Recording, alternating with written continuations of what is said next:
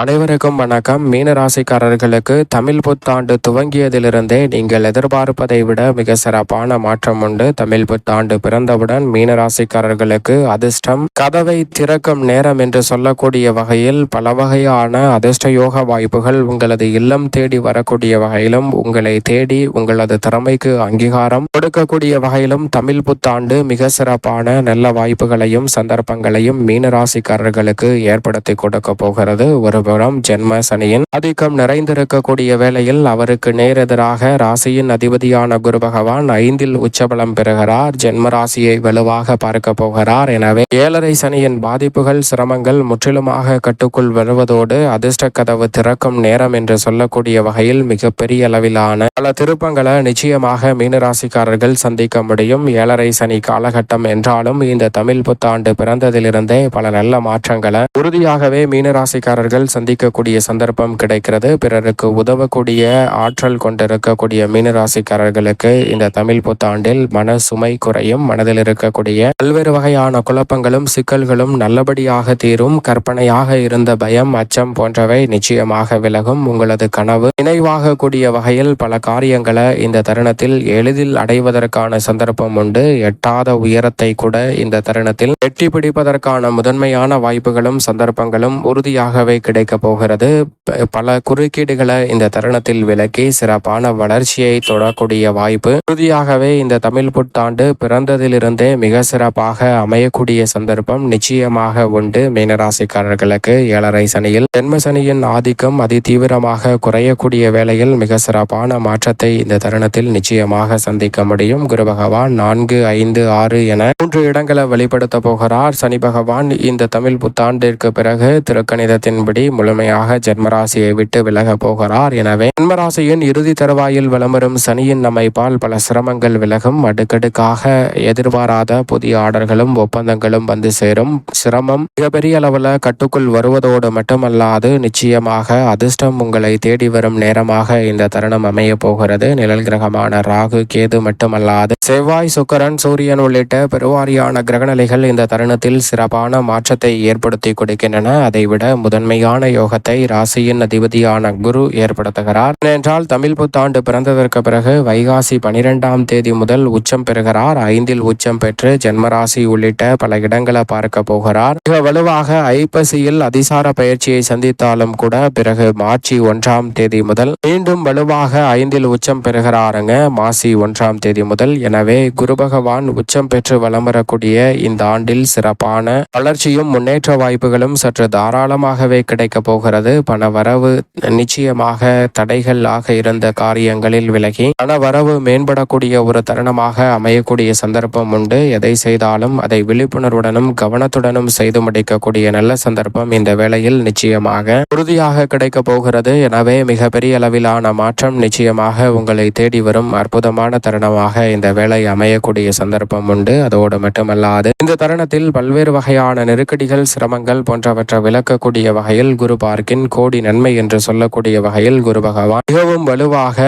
ஜென்மராசி 9 மற்றும் 11 ஆகிய இடங்களை தனது பார்வையால் வலுப்படுத்துகிறாருங்க. குரு பகவான் மிகவும் அற்புதமான வாய்ப்புகளை இந்த வேளையில் உருவாக்கி கொடுப்பதால் பல்வேறு வகையான சங்கடங்கள் விலகும். ஜென்மராசியை பார்ப்பதால் ஜென்மராசியில் சனியும் வலம் வரக்கூடிய வேளையில் சனியால் ஏற்படக்கூடிய நெருக்கடிகள் விலகும். உடல்நல ஆரோக்கிய தொல்லைகள் உள்ளிட்ட பல பிரச்சனைகள் சுமூகமாக தீரும். நீங்கள் எதிர்பார்ப்பதை விட நீண்ட நாட்களாக இருக்கக்கூடிய பல நெருக்கடிகள் விலகி சிறப்பான வளர்ச்சியும் முன்னேற்றமும் இந்த தருணத்தில் உங்களை தேடி வரும். தேவைகள் அனைத்தும் பூர்த்தியாகும் நேரமாக அமைவதோடு மட்டுமல்லாது உறுதியாகவே குரு பகவான் 9ஆம் இடத்தை பார்ப்பதால் பாக்கியஸ்தானம் வலுப்பெறக்கூடிய வேளையில் பொருளாதார நிலை திருப்திகரமாக அமையும். புதிய முயற்சிகளில் வெற்றி கிடைக்கும். எந்த காரியத்தை கருத்தில் கொண்டு முயற்சி செய்தாலும் அவை வெற்றிகரமாக அமையக்கூடிய சந்தர்ப்பம் உண்டு. தொல்லை தந்தவர்கள் உங்களை விட்டு விலகுவதோடு மிகப்பெரிய அளவிலான முன்னேற்ற வாய்ப்புகளை அடுத்தடுத்து சந்திக்கக்கூடிய முதன்மையான சந்தர்ப்பம் இந்த வேளையில் உண்டு. குரு பகவான் லாபஸ்தானத்தை பார்க்கக்கூடிய இந்த வேளையில் லாபஸ்தானம் புனிதமடைகிறது.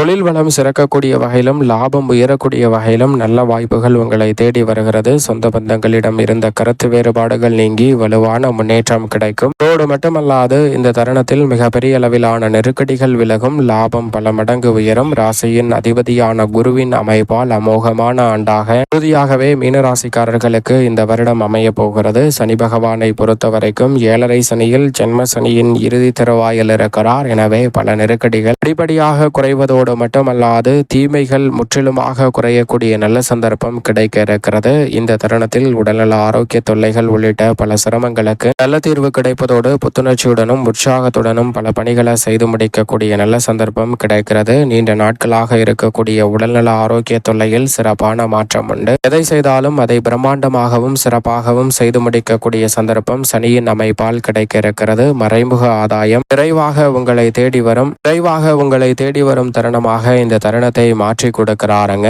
எனவே பல வகையில் இருக்கக்கூடிய பிரச்சனைகள் நிச்சயமாக கட்டுக்குள் வரும். எதிர்கால நலனை கருத்தில் கொண்டு முயற்சி செய்யக்கூடிய காரியங்கள் அனைத்திலும் வெற்றி கிடைப்பதற்கான நல்ல சந்தர்ப்பம் உண்டு. செவ்வாய், சுக்கிரன், புதன் உள்ளிட்ட கிரகநிலைகளும் சூரியன் துவக்கத்தில் உச்சம் பெற்று பல இடங்களை கடந்து செல்ல போகிறார். எனவே உங்களுடைய கருத்துக்களுக்கு மதிப்பளிப்பதோடு மட்டுமல்லாது வருமான பற்றாக்குறையை நீக்கி எதிர்காலத்தை பற்றிய அச்சம் நீங்கி சிறப்பாக செயல்படக்கூடிய நல்ல சந்தர்ப்பம் உண்டு. குறிப்பாக ஜென்மசனியின் ஆதிக்கம் இருந்தாலும் திருமணம், வீடு கட்டுதல் உள்ளிட்ட பல சுபகாரியங்களை இந்த தருணத்தில் சிறப்பாக செய்து முடிக்கக்கூடிய சந்தர்ப்பம் உண்டு. குறிப்பாக பாரதப்பட்டை கிளிய போகிறது என்று சொல்லக்கூடிய வகையில் பிரம்மாண்டமாக திருவள்ளம் விழாக்களை மேற்கொள்ளக்கூடிய நல்ல வாய்ப்பும் சந்தர்ப்பமும் உண்டு. புதிய வாகனம் வாங்கி மகிழக்கூடிய முதன்மையான யோகம் இந்த தருணத்தில் கிடைக்க போகிறது. சரியாக பயன்படுத்திக் கொள்ளுங்கள். நிழல் கிரகமான ராகு மிக வலுவாக லாபஸ்தானத்திற்குள் நுழைகிறார். விரயத்தில் இருந்து லாபத்தை நுழையக்கூடிய ராகுவின் அமைப்பால் அமோகமான லாபம் உங்களை தேடி வரக்கூடிய சிறப்பான தருணமாக அமைய போகிறது.